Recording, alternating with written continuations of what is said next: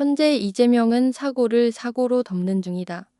5만 가지 나쁜 짓과 사건들로 잊혀져 가고 있는 주요 사건들 다시 한번 짚고 넘어가야 한다. 9월부터 시행하던 중국인 무비자 입국과 이상하리만큼 우연히 맞물린 정부 데이터 센터 화재가 있었다. 행정 시스템 마비로 행안부는 위기 경보 최고 단계 심각으로 격상하고 중앙재난안전대책본부로 전환했다.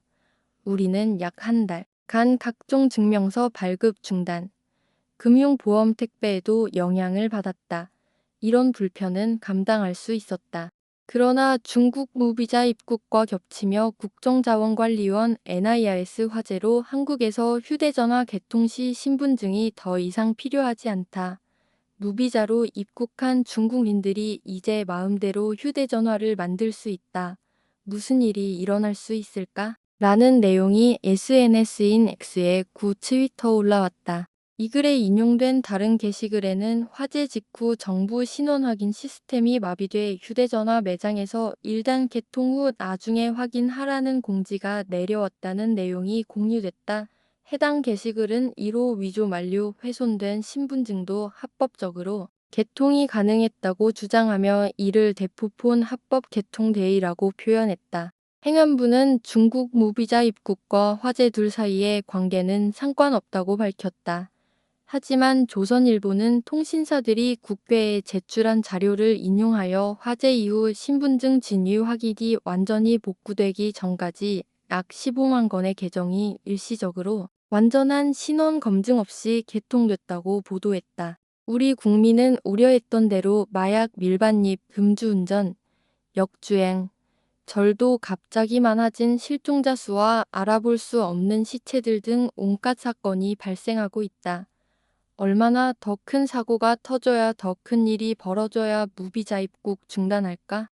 국민이 먼저이다. 국민 안전이 먼저이다.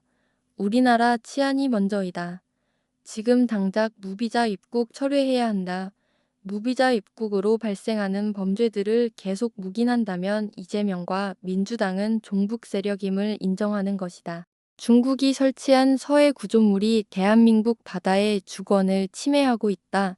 서해 구조물 당장 철거해야 한다. 이 당연한 말을 왜 이번 한중 정상회담에서 못한 것일까? 외교 결과는 성과 없는 요란한 빈수레였다. 중국에서 만든 25층 아파트 규모의 서해 불법 구조물로 한국 해경이 조사하고 싶어도 중국이 접근 방해하고 있다. 중국은 양식, 해양, 기상 관측용이라 주장하지만 잠정수역 내 한국 함정 잠수함 탐지, 향후 이지 주권 협상 시 유리한 지리적 고지 확보, 사실상의 영해화, 즉 해양 알박기 중인 것이다.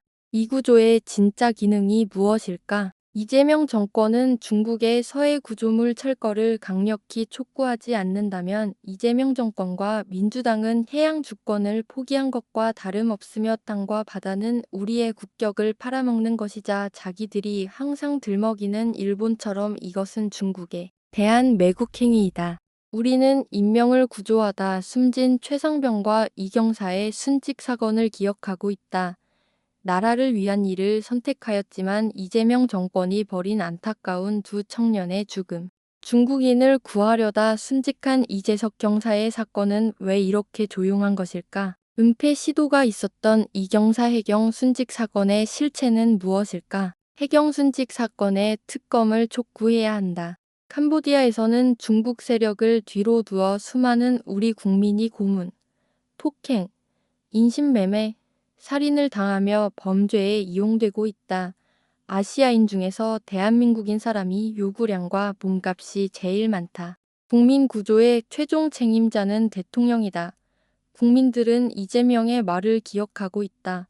국민 목숨, 국민 안전을 이렇게 눈 가리고 아웅하는 게 말이 되나? 뉴스로는 단순하게 높은 금액을 제시하는 일을 하지 말라고 속는 사람이 바보라고 말하고 있다. 가해자를 탓하지 아니하고 피해자를 탓하고 있다. 단 한 명의 목숨이라도 국민 목숨 버려두는 것이 대통령이 맞는가? Oh my god.